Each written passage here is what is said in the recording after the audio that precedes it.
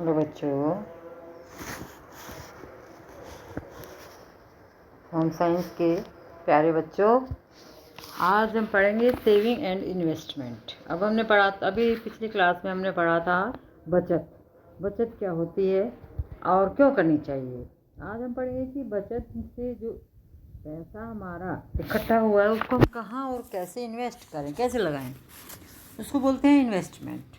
Bank सबसे पहले प्रमुख साधन जो हमें दिखाई देता है वो था बैंक, डाकघर बचत बैंक, राष्ट्रीय बचत पत्र, सामाजिक सुरक्षा पत्र, जीवन बीमा, यूनिट ट्रस्ट ऑफ इंडिया, भविष्य निधि योजना, किसान विकास पत्र, उपहार कूपन, हिस्से या अंशदान, ऋण पत्र और लॉटरी चिट व्यवस्था। ये इतने साधन हैं, आय के प्रमुख साधन हैं जिनके द्वारा हम इन्वेस्टमेंट को उसको इन्वेस्टमेंट कर सकते हैं। फिर सबसे पहले हमें ये देखना होगा कि बैंक के द्वारा हम पैसा कैसे इकट्ठा कर सकते हैं, कैसे जमा कर सकते हैं। ये सबसे महत्वपूर्ण साधन है। ये एक ऐसी आर्थिक संस्थान है जो रुपयों का लेन देन करता है। व्यक्ति परिवार अपने बचत को बैंक में जमा करके ब्याज प्राप्त करता है। बैंक में जमा धन आवश्यकता पड़ने पर निकाला भी जा सकता है। व्यक्ति चाहे तो cheque, demand draft, locker, credit card भी प्राप्त कर सकता है। मकान बनाने, ज़मीन खरीदने, गाड़ी खरीदने के लिए, छोटे मोटे घरेलू उद्योग धंधे लगाने के लिए, कृषि पशुधन खरीदने के लिए बैंक लोन प्रदान करता है, लोन उपलब्ध करवाता है और मूलधन के साथ व्यक्ति को लोन चुकाना पड़ता है। अब है कि बैंक की क्या परिभाषा है, बैंक का अर्थ क्या है। अलग अलग लोगों ने इसे अलग अलग परिभाषित किया है।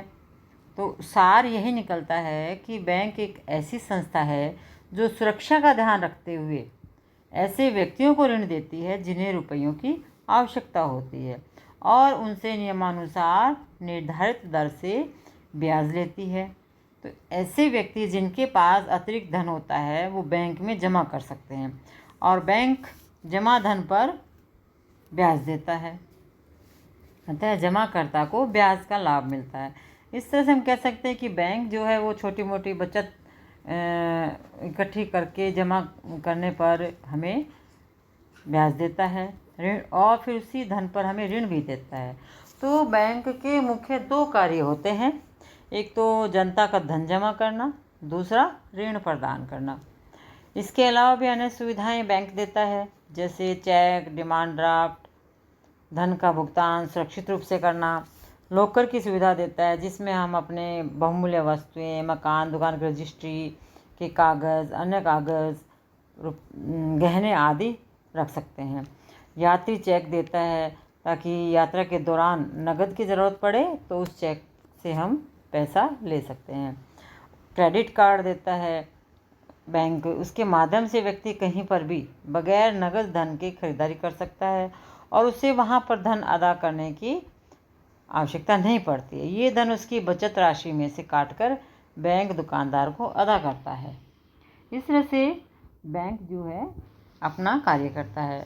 बैंक खाता खोलने से कुछ लाभ तो ये है कि हमें ये एक तो मितव्यय होना सिखाता है, कम खर्चा करना सिखाता है, कुछ न कुछ धनराशि ब्याज के रूप में मिलती है तो इससे पैसा इकट्ठा होता है।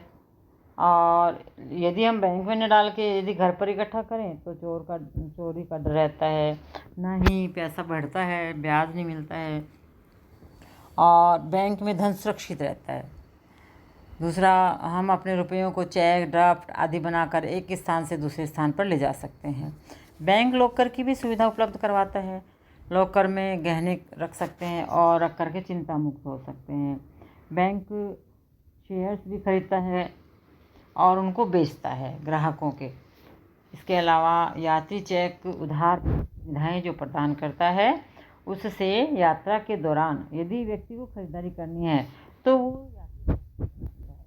पैसे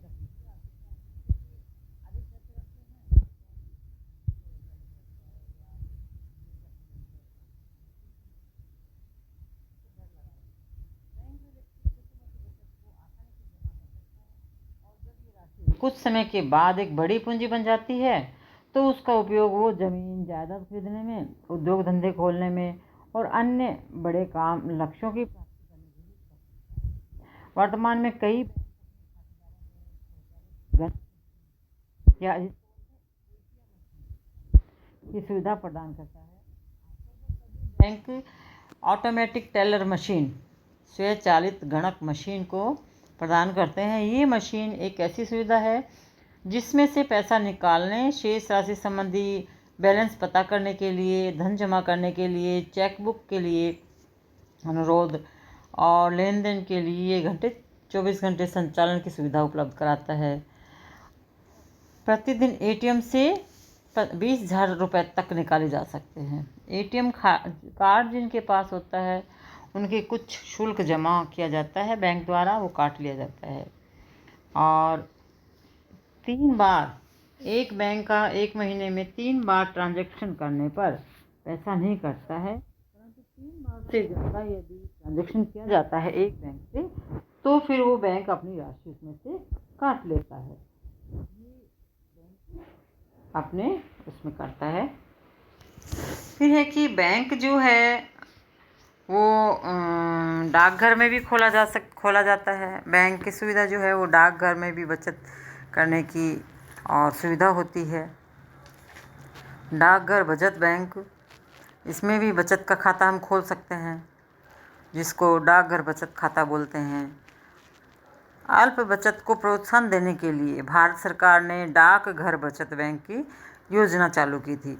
सबसे पहले 1982 में ये लागू की थी, जिसका मुख्य उद्देश्य होता है कि भाई जनता को मितव्ययी बनाना, अल्प बचत को प्रोत्साहन करना। भाई कुछ पैसा हर महीने इकट्ठा करके बचा करके वो जमा करे जनता, इसका अर्थ यही था। गाँव में जहाँ बैंक नहीं है वहाँ डाकघर होते हैं तो डाकघर में ये जमा कर सकते हैं और छोटी छोटी धनराशि इकट्ठी होकर बड़ी धनराशि बन जाती है। डाकघर प्राय सभी गाँव में होता है तो वहाँ पर पैसा जमा कर सकते हैं। और भी बहुत सारी योजनाएं डाकघर चलाता है, बचत योजनाएं चलाता है जिनमें व्यक्ति धन जमा करके अच्छी राशि, अच्छा बचत इंटरेस्ट प्राप्त कर सकता है। इसमें खाता खोलने के लिए कम से कम 10 रुपये चाहिए होते हैं डाकघर में, और नाबालिग भी इसमें खाता खोल सकता है।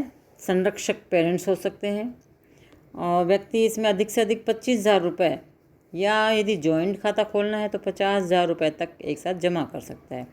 बचत खाते में सप्ताह में जब चाहे पैसे निकाल सकते हैं, जमा कर सकते हैं। और इसमें बचत की जमा राशि पर डाकघर ब्याज भी देता है, 4 से 5% ब्याज मिलता है। कूपन भी दिए जाते हैं। 5,000 रुपये से अधिक जमा राशि पर फ्री कूपन भी डाकघर देता है। कई इनाम भी निकालता है डाकघर। तो डाकघर में एक फिक्स डिपॉजिट योजना भी होती है। 5 year post office recurring deposit scheme बोलते हैं, जिसको बोलते हैं आरडी स्कीम, है ना, आरडी बोलते हैं जिसको, आरडी स्कीम बोलते हैं। इसमें ये 4 प्रकार की होती है। 1 वर्षीय जमा खाता, 2 वर्षीय, 3 वर्षीय और 5 वर्षीय। आवर्ती जमा योजना, फिक्स डिपॉजिट स्कीम, ये 6 से 12 माह के लिए होता है। इससे आगे भी बढ़ा सकते हैं और हर महीने प्रति माह इसमें पैसा इकट्ठा किया जाता है, डाला जाता है और वो एक निश्चित समय के बाद 5.5-6 साल के बाद और वो जस्ट डबल हो करके व्यक्ति को मिल जाता है। और यदि वो नहीं निकालना चाहे उस राशि को तो वापस उसी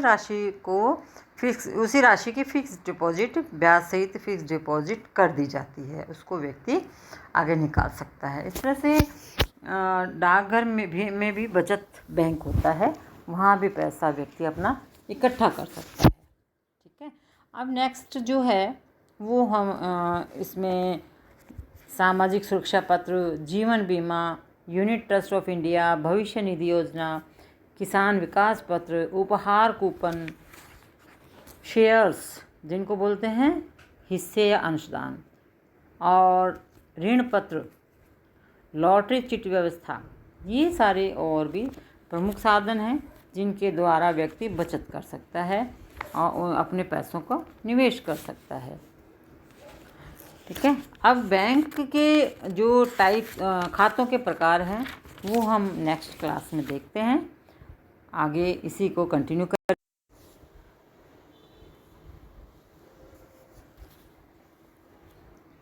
हेलो।